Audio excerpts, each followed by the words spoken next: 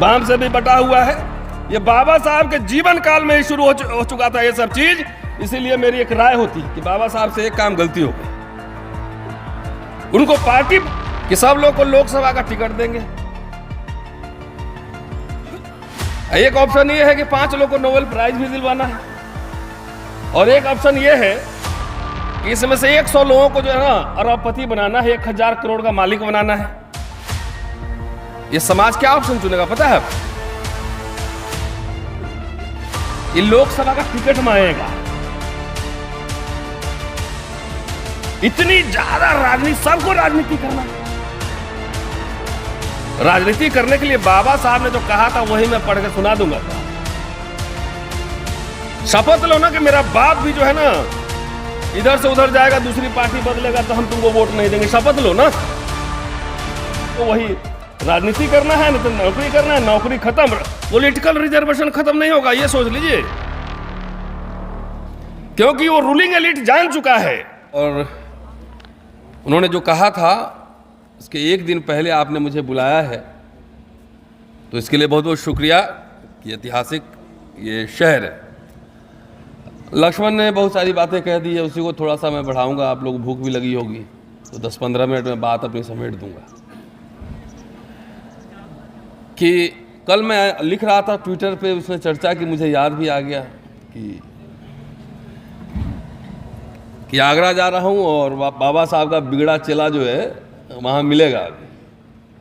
और जिन जिन की वैचारिक कुटाई पसंद हो आ जाए। तो बहुत लोगों ने उसमें धमकियां लिखी हैं कि आगरा तो जाटवों की राजधानी है। धमकियां लिखी है। हमने जिसको जिसको आना है आ जाना, वही मिलता हूं मैं। इतने बड़े जिले इलाही की सरकार है, जब उस सरकार से नहीं डरते हैं तो ये मक्खी जिसने कभी नहीं मारा होगा ये क्या मुझे डराएगा।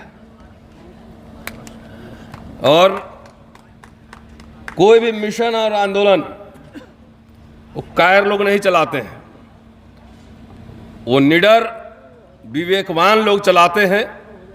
कोई भ्रष्ट बेईमान कोई मिशन नहीं चला सकता, ये बात नोट करके रख लीजिएगा। हमारे गांव तक पता करवा लिया है कितनी जमीन है, कितने अकाउंट है, कुछ मिला नहीं। न घर है न जमीन है, कुछ है ही नहीं, न प्रॉपर्टी है, तो क्या पकड़ोगे? तो वैचारिक भाषण लक्ष्मण ने दे दिया है, तो थोड़ा सा मैं लाइटर बात भी करूंगा। भाई वो जो बात इशारों में कह रहा है उसको समझने की कोशिश करिए। एक बाबा हैं, वो बिजनेस क्लास में जब चलते हैं जहाज में, तो बाबा के बगल में मूर्ति के लिए भी एक सीट जो है रिजर्व रहता है। अगर मान लिया कि दिल्ली से बॉम्बे जा रहे होंगे तो कम से कम 30-40 हज़ार का एक सीट उनका रिजर्व है, मूर्ति के लिए रहता है बगल में। और जिसको आप बहुजन समाज कर रहे हैं, जिनकी दशा और दिशा पे बात कर रहे हैं, आजकल मैं गुदगुदी वाला भाषण नहीं देता है ना, कि गुदगुदी लगा कि ये आप कह रहे हैं कुछ लोग कि ये इसको विदेश भगा देंगे, उसको विदेश भगा देंगे, शासन होगा, हुक्मरान बनेंगे, ये सब फालतू फालतू का बात नहीं करता मैं। इसीलिए मैं मना भी करता हूं कि मुझे मत बुलाओ,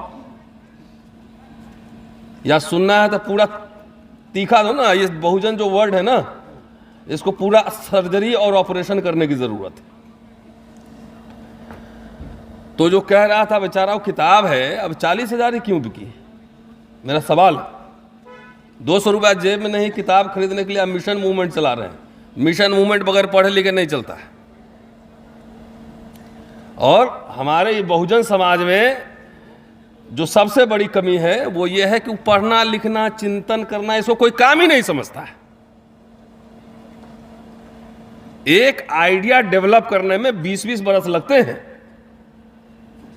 एक आइडिया, एक स्टीम इंजन बना तो पूरे दुनिया में क्रांति हो गई उसी से।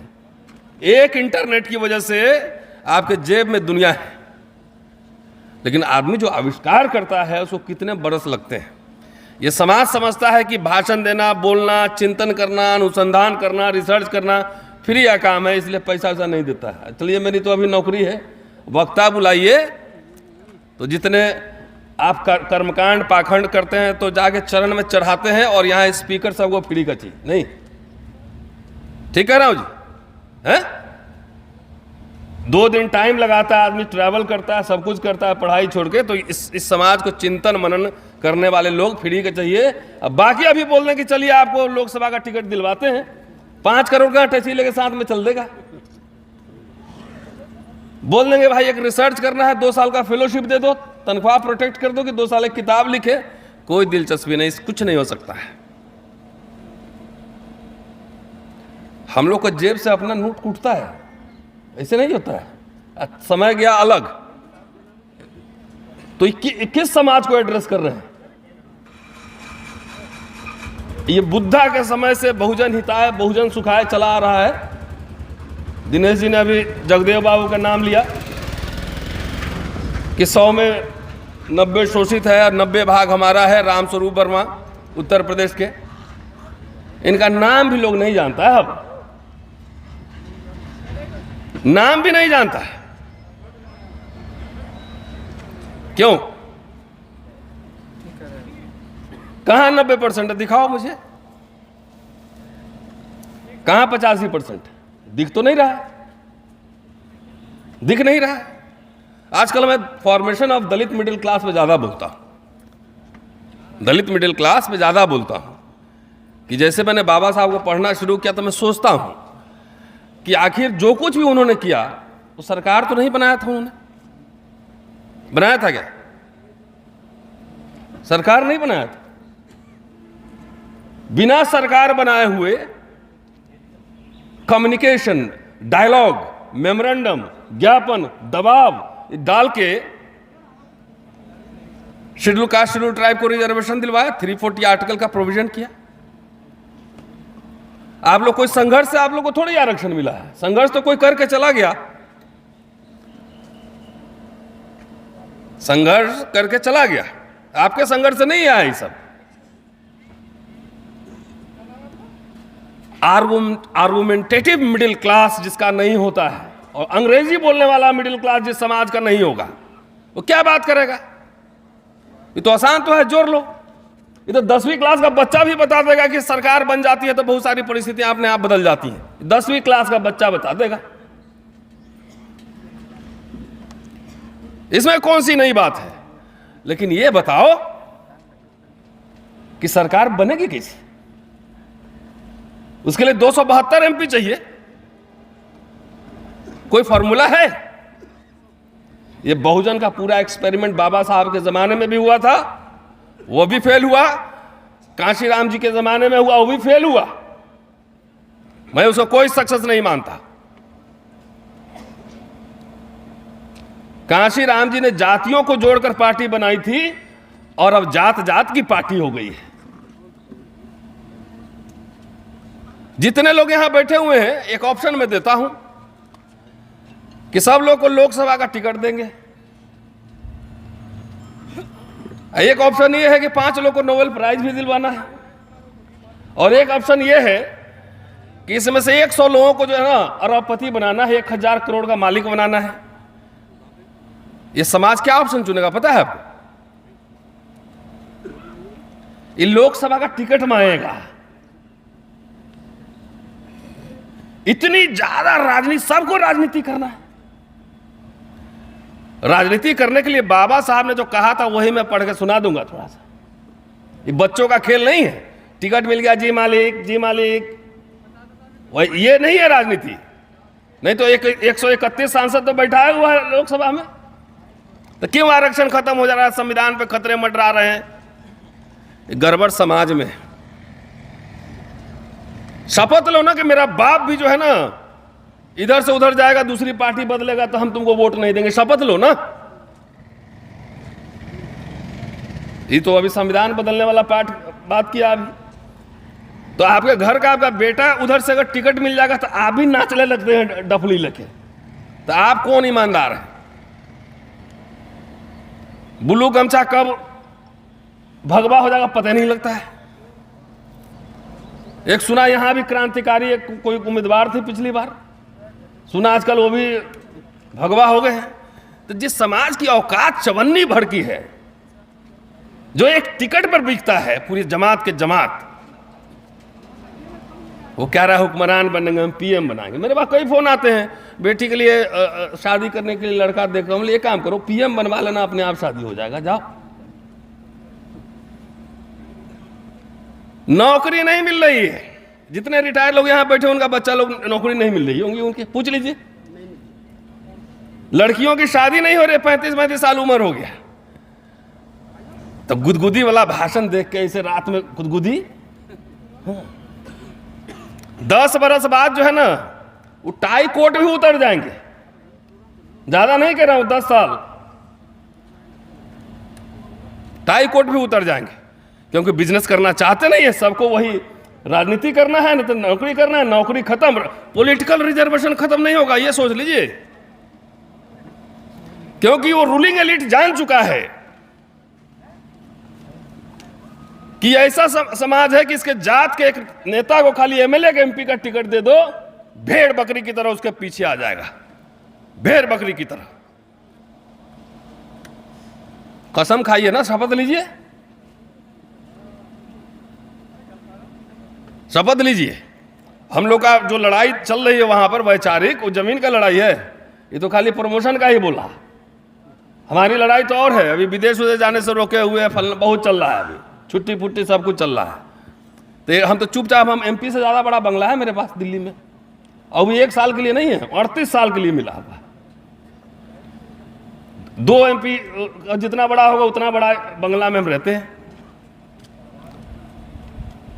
तो ये लड़ाई हम क्यों लड़ रहे हैं? तनख्वाह तो मिल ही रही है, चुपचाप सरेंडर कर जाते तो हमारा सब काम हो जाता, क्या नहीं मिलता। लेकिन मैं जानता हूं कि जो लोग सामाजिक न्याय की लड़ाई लड़े, अंबेडकर, कांशीराम, तमाम ऐसे लोग, वो अंतिम में बहुत फ्रस्ट्रेशन में उनकी डेथ हुई होगी। बाबा साहब चाहते तो कितना कितना मॉल उनका रहता, कितना बीघा कहां कहां रहता, किला रहते पूरे।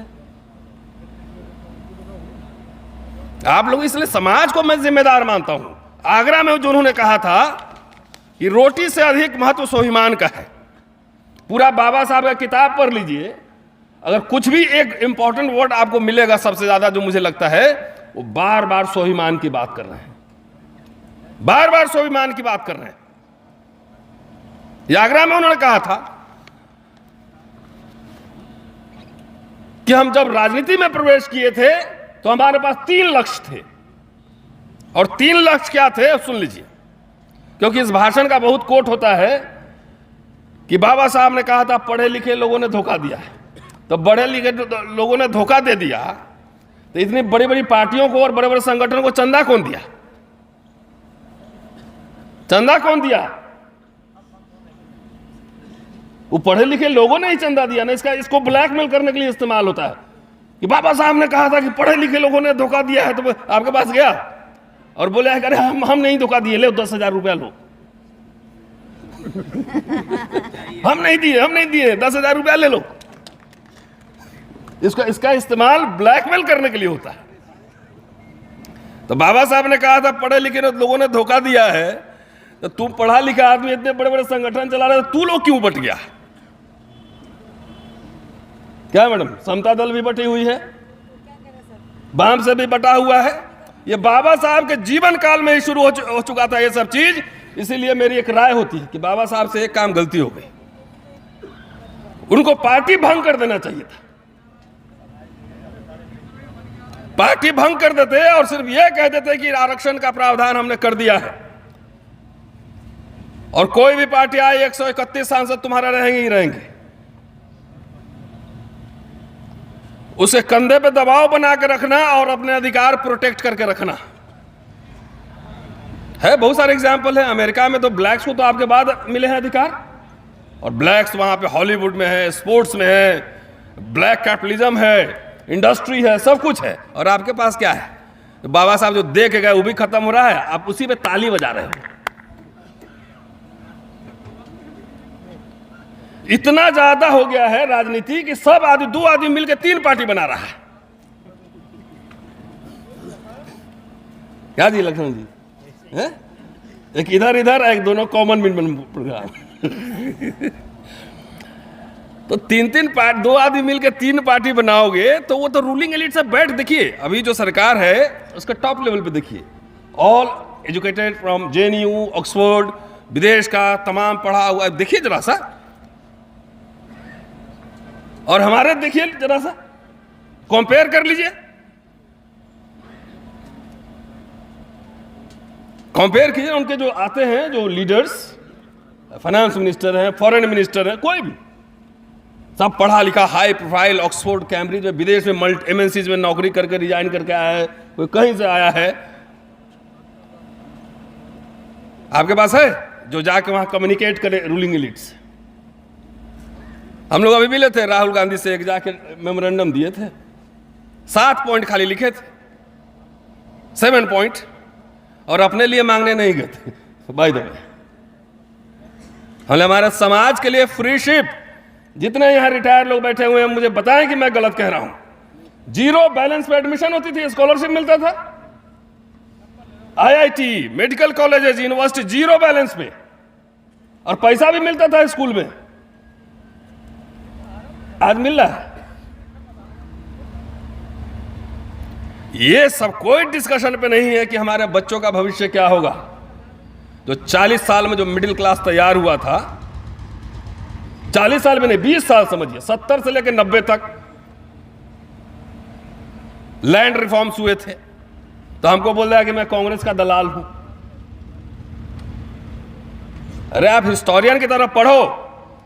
जिस तनख्वाह से लौंडे जो जींस पहन के कह रहे हैं कि ये भी गद्दार था, वो भी गद्दार था, वो भी गद्दार था। अरे मूर्ख, खाली शत्रु तुमको तलाशना आता है, वर्ग मित्र शब्द नहीं होता है। तो सब गद्दारी था, सब मनुवादी ही था। अब तुम बताएगा कि कौन मनुवादी है, कौन अंबेडकर? कितना पढ़ा है मनुवाद, और अंबेडकर को कितना पढ़ा है?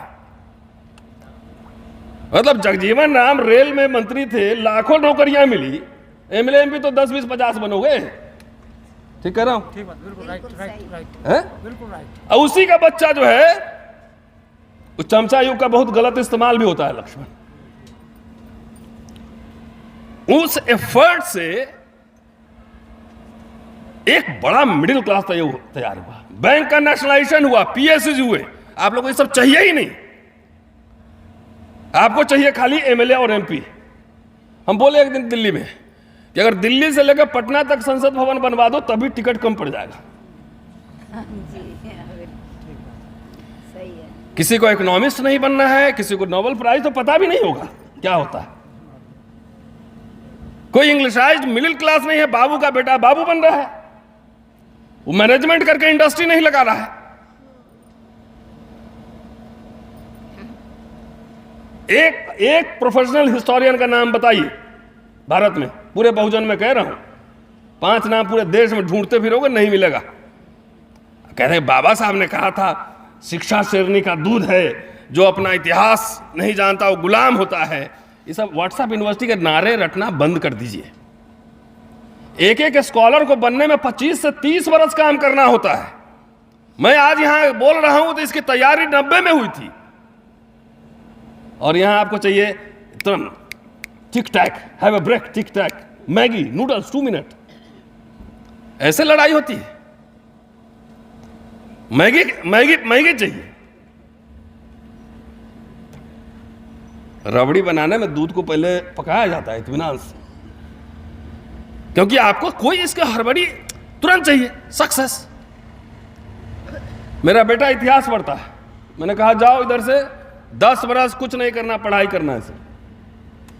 जब चाय बेच के PM बनता है तो तुम विदेश में चाय बेचना, हो सकता है UNO में चले जाओ। जाओ 10 बरस पढ़ो, हिस्ट्री पढ़ो, फिल्म पढ़ो, जो पढ़ना है पढ़ो। ये कितने घर में ये देखते हैं कि एक वकील बनाना है, कितने बच्चे अपने वकील, लड़ाई तो वकील सब लड़ेगा ना कोर्ट में। कोई अपना बच्चा को वकील, प्रोफेशनल, जर्नलिस्ट कुछ नहीं बनाना चाहता है। और इतना रूलिंग क्लास तेज है, बोला कि इसको 5 साल और बढ़ा दो, 35-40 साल कर दो। और 40 साल तक नीला पीला किताब खरीद के जो है ना उसको रंगते रहता है। तो 40 साल क्यों करवाया है कि ऐसे स्थिति में जाकर किसी काम लायक रहे ही नहीं। अरे बिजनेस करो, जाओ, अब तो ग्लोबल वर्ल्ड है, काम करो ना यार। एक यूपीएससी या पीसीएस देने के लिए पूरे लाखों युवा जो है 40 साल बनना है, वही 10, 20, 50।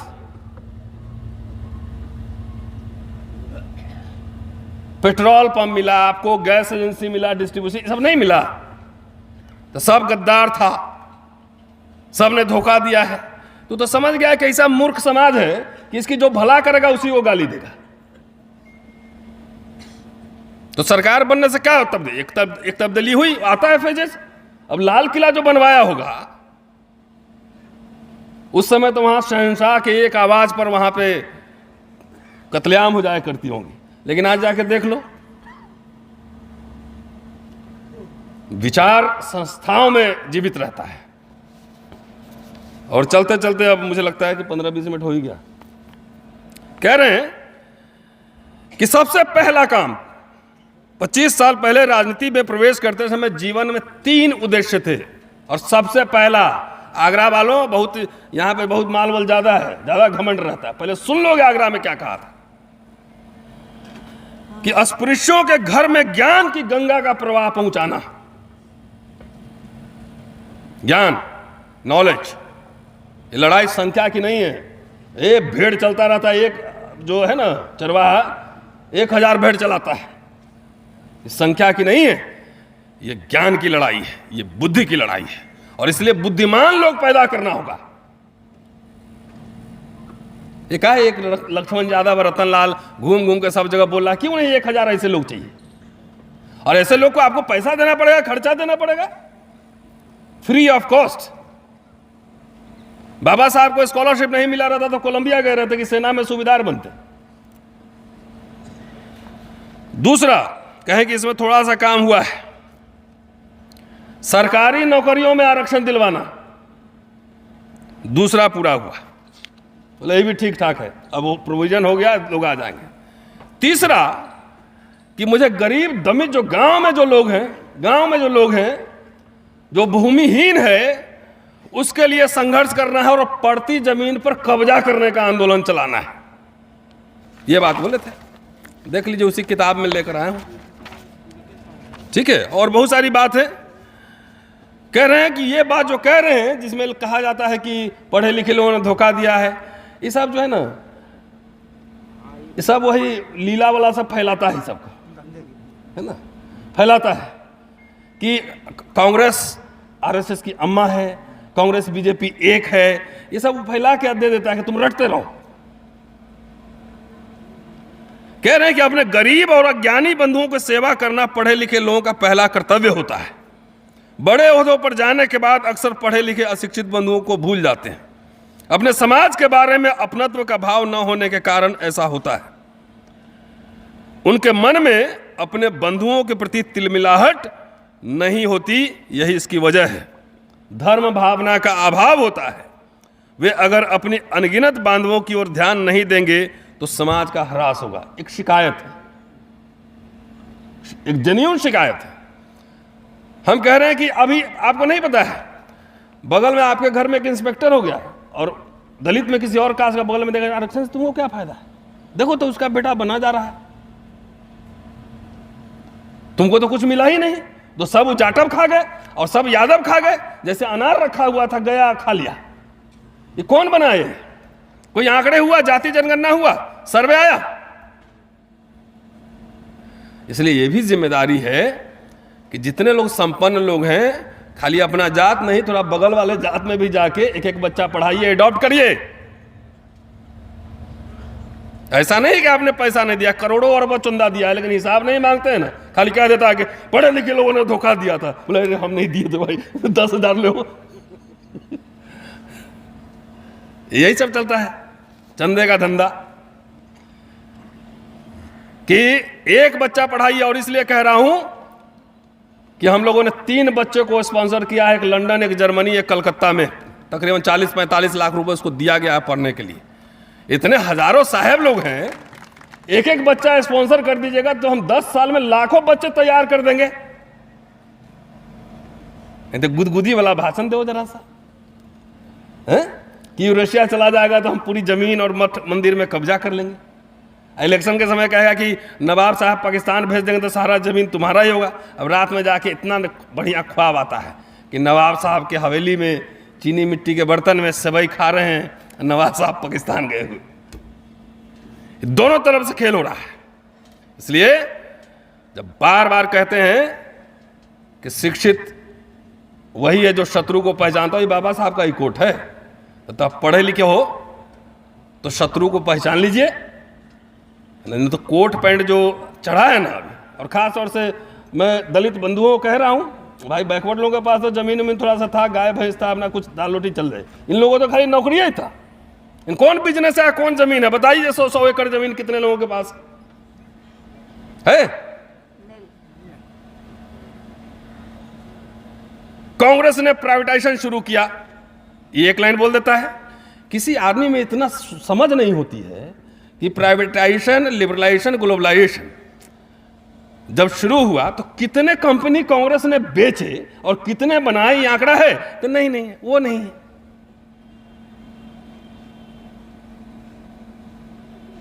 पहले फेज में तो एक भी कुछ ना हुआ। ये तो वाजपेयी जी की सरकार ने डिसइन्वेस्टमेंट मंत्रालय बनाया, बोला बेचो ये सबको। वो पता कर लिया कि दलित लोग जो है ना सरकारी स्कूल में पढ़ के और इंजीनियर, डॉक्टर बना है, वकील, तो बोला पहले सरकारी स्कूल का इंतजाम करो, एजुकेशन इतना महंगा करो कि पढ़ ही नहीं पाए। तो आप लोग को विशेष रूप से मैं कह रहा हूं, अपने अपने घर जाओ। हम इसलिए कहते हैं कि आपको दिमाग पर, माथे पे बल पड़ना चाहिए। यहां हम ताली बजवाने के लिए नहीं आते हैं कि सोचो कि आपके बेटे को नौकरी मिली है कि नहीं, क्या करता है, अपने अपने घर में जाकर सोचो। और जिस दिन ये सोचना शुरू कर दोगे उस दिन आपको रास्ता निकलना शुरू होगा। इसी 30-40 साल में दलितों का मिडिल क्लास फॉर्मेशन हुआ और अभी उसको खत्म किया जा रहा है कि मनुस्मृति के हिसाब से शूद्रों के पास धन नहीं होना चाहिए। समझ गए? शूद्रों का धन क्या होना चाहिए? ब्लैक मेटल, लोहा, डेड जो मरे हुए लाश का कपड़ा, टूटे बर्तन में खाना खाना, ये मनुस्मृति में लिखा। तो इसीलिए मैं थोड़ा सा हड़काने वाला भाषण दे रहा हूं। ये माथा में घुस नहीं रहा है ना, हुक्मरान बनने का नशा चढ़ा हुआ है, हैं? अब बाबा साहब ने जो मद्रास में भाषण दिया था 1944 में, वो क्या दिया था? लखनऊ में भाषण क्या दिया था? टाइटल खाली पढ़ के आधा आप लोग समझते हैं। इसमें क्या लिखा हुआ है? पढ़ना लक्ष्मण, दिखाई दे रहा है? शासक समुदाय बनाना ही हमारा लक्ष्य और आकांक्षा, ये टाइटल है। शासक समुदाय, शासक व्यक्ति नहीं। और शासक समुदाय खाली एमएलए एमपी नहीं होता है, उसके इंस्टीट्यूशंस चाहिए बढ़िया, अर्थव्यवस्था में हिस्सेदारी। सेंसेक्स मार्केट में कोई है, कोई यहां पे है एक्सपर्ट? अगर 90% हो भी बांट मिली होती, इसका इस्तेमाल कैसे करोगे ये कौन बताएगा? भाई दिल्ली के आसपास जमीन बिके तो पैसे तो बहुत आ गए, तो हेलीकॉप्टर से चढ़ के लोग फूल माना बरसाया, पैसा तो आ गया, लेकिन पैसे का इस्तेमाल कैसे करें ये नहीं पता है। और आज जाके देखिए गुड़गांव से लेकर तमाम जगह पे जितने मॉल्स है उसमें बाउंसर का जो काम कर रहा है वही बेचारे लोग हैं जिनकी जमीन पे वो मॉल बना हुआ है, जिनकी जमीन पर मॉल बना हुआ है। तो ये समझना, पढ़ने लिखने में के लिए जो है ना, उसके लिए आप अपने बच्चे को लीडर बनाना है तो पहले 10 साल पढ़वाओ, पीएचडी करवाओ ऑक्सफोर्ड कैम्ब्रिज से, कि दुनिया समझे। बाबा साहब ने कहा है कि इतिहास, जब तक इतिहास, राजनीति शास्त्र और तमाम ये ज्ञान नहीं होगा तब तक आप राजनीति नहीं कर सकते। कुछ पता ही नहीं है, आंकड़े नहीं है, धड़ाधड़ रेलवे आधा प्राइवेटाइज हो गया, तो सब गद्दार था, सब गद्दार था।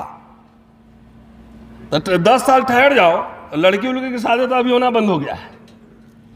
मैं अभी यहाँ था, मैं हरिद्वार में, मैंने पूछा ये मीटिंग में, अरे भाई बच्चों का स्कूल, यूनिवर्सिटी, रोजगार, Dalit middle class, backward middle class कैसे बनेगा? हमारी चिंता का विषय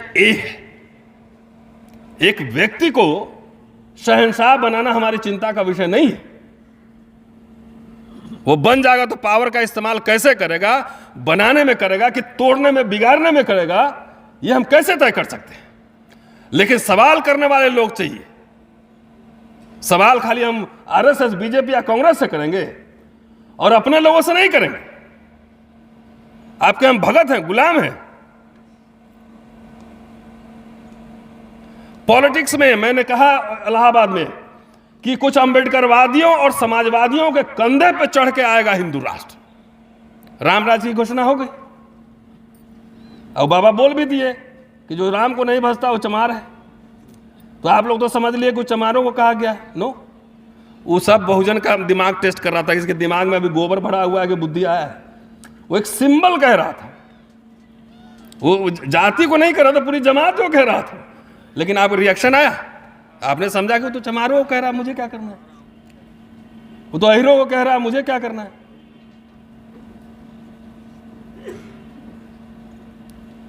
परशुराम, उनका देखिए ना पूरा कहानी है कि 21 बार क्षत्रियों का संहार किए, लेकिन अब दोनों मिलकर राज शासन चला रहे हैं। और आप लोग जो है ना, मतलब इलेक्शन का पैटर्न बता रहा हूं, एक चुनाव में लड़ा हूं, उधर जब वोट देने जाते हैं तो आपस में 302 का मुकदमा भी रहता है ना, तो दोनों अलग अलग टाइम पे जाएगा, लेकिन वोटवा एक ही जगह देगा। समझ गए? 302 का मुकदमा भी है तो वोटवा एक ही जगह जाएगा। और हमारे लोग में जैसे मैं चुनाव लड़ूं और जाऊंगा तो पहले देखा कि रतन लाल आया है। बचपन में स्कूल में जाते समय एक बार हमको ढेला मारा था, इसको वोट नहीं देना है। सब कुछ इलेक्शन के दिन ही याद आता है। इसलिए किसको हरवाना है, किसको जितवाना है, इस पे हम ज्यादा नहीं बोलेंगे। लक्ष्मण बोल चुका है। अगर शिक्षित हैं तो चश्मा लगाइए, नहीं तो पावर बढ़वा लीजिए। जो कोट पैंट पहनाया वो शत्रु है, ये जो कोट पैंट उतार रहा है वो शत्रु है। दोनों में से तय आपको करना है। और दूसरी बात ये भी है कि वो बोला ना अंबेडकरवादियों, समाजवादी, देखिए जीतन राम मांझी, चिराग पासवान, मालिक हमको भी 2 सूट दीजिए। उधर अठावले, इधर कोई निषाद पार्टी, ओम प्रकाश राजभर बोले पीला गमछा पहन के जाना तो तुम्हारे चेहरे में मेरा चेहरा दिखेगा। उसी दिन मैं लिखा था कि भाई अगर मंत्री जी नहीं रहे तो गमछा उतारेगा कहीं और से, लाल कहीं और करेगा। और उसके अगले ही दिन पता लगा कि वहां थाने में कुटाई हो गई है। अरे आप ऐसे बच्चों लीडर को तैयार किए जो जाए यूएनओ में एकदम शानदार भाषण करे। ऐसे लीडर नहीं चाहिए। रिटायरमेंट के बाद चलते हैं अटैची लेके कि टिकट दे दीजिए। अरे बाबा साहब ने लिखा है कि नौजवान, पढ़े लिखे नौजवान में ही मादा होता है, वो कुछ कर सकते हैं। हम तो बगैर कागज के चलते नहीं। कल पकड़ लीजिएगा तो मैं पेज नंबर दिखा दूंगा कहां लिखा। तो आगरा के भाषण को, भाषण पढ़िए, हम लोग इतिहास के छात्र हैं, इन बिटवीन द लाइंस भी पढ़ते हैं। जो नहीं कहा गया वो भी पढ़ते हैं उसमें। ये नेता हमारा, एक नेता में असीमित शक्ति दे दो तो नेता उस शक्ति का क्या करेगा आपको नहीं पता है। हम लोग जो है ना ऊंट की तरह हैं, कान पकड़ के सीधा करो, सीधा सीधा करो। हिंदू राष्ट्र के बारे में बाबा साहब ने क्या कहा था, पढ़ा कोई नेता? और जितने हैं आपको दक्षिण पंथ राजनीति से सांठगांठ करना है। हाँ, जाके आरएसएस बीजेपी से मिलकर सरकार बना लीजिए तो क्या चाहते हैं कि मैं ढोल बजाऊं? पूरे देश का दलित मिलके, ये माइनॉरिटी, अंबेडकर ने माइनॉरिटी कहा है। ये कह रहे हैं हम बहुसंख्यक हैं, हम बहुजन हैं, अब तो सर्वजन हो गया है ना। कुछ कह रहे हैं कि अब खाली ब्राह्मण छोड़ के बाकी सब मूल निवासी हैं, सब है। तो आलतू फालतू के डिस्कशन में पड़े हुए। अंबेडकर ने कहा था कि हम माइनॉरिटी हैं, अस्पृश्य। तो अब अंबेडकर से भी इतना बड़ा इंटेलेक्चुअल सब आ गया, मैं पहले अपने समाज को ठीक करूंगा। और ये एक्सपेरिमेंट अंबेडकर के समय फेल हो चुका था। जाके मराठा मंदिर जो संदेश है उनका पढ़िए। बोले भाई तुम्हारे पास 2 ऑप्शन है। ये बैकवर्ड्स की जिम्मेदारी ज्यादा है कि गैप्स दूर हो, और दलितों में जाटवों की जिम्मेदारी ज्यादा है कि गैप्स दूर हो। उस समय उन्होंने लिखा कि भाई 2 ही रास्ते तुम्हारे पास है, या तो ऊपर चले जाओ या नीचे आ जाओ। बीच बीच में आरक्षण का मजा भी लोगे। और अपर कास्ट का लोगों में भी दिखाओगे कैसे चलेगा? नहीं चलेगा। तो इसमें रिफॉर्म होना बीच वाले क्लास में वो जरूरी है।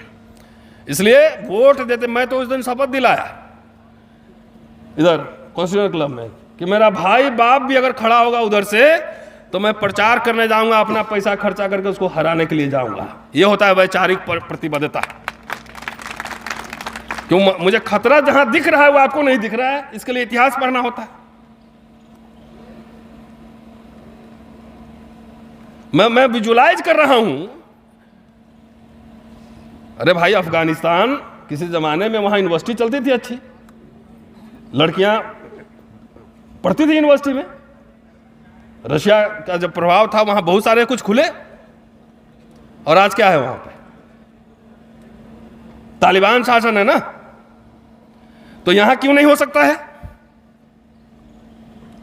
मुसलमान को यहां पीट रहे हैं, अब वहां जाके सुल्तान से हेलो हेलो हेलो गले मिल रहे हैं। आपके नेता को वहां बैठाता है, थोड़ा बहुत कहता है कि यार गरीब लोग ऐसा वो खिला दो थोड़ा सा, दलित तुलित कितना खाएगा। और आप लोग ढोल बजा के नाचते हैं, और उसी के ये संयोग नहीं है। लॉ मिनिस्टर दलित, राष्ट्रपति ट्राइबल वुमेन, प्रधानमंत्री ओबीसी, और इनके कंधों पर चल के, और अम्बेडकरवादी और समाजवादी पहले पूरे अब नीतीश कुमार को देख लीजिए, इनके कंधे पे आ रहा है और आप सब ढोल बजा रहे हैं। इसीलिए शिक्षित वही है, इलेक्शन के समय वोट नहीं बर्बाद किया जाता है। दुश्मन कौन है एक नंबर चेक कर लो, और 51% सहमति पे मैं काम करता हूं, 100% सहमति कहीं नहीं होती। और जो उसके खिलाफ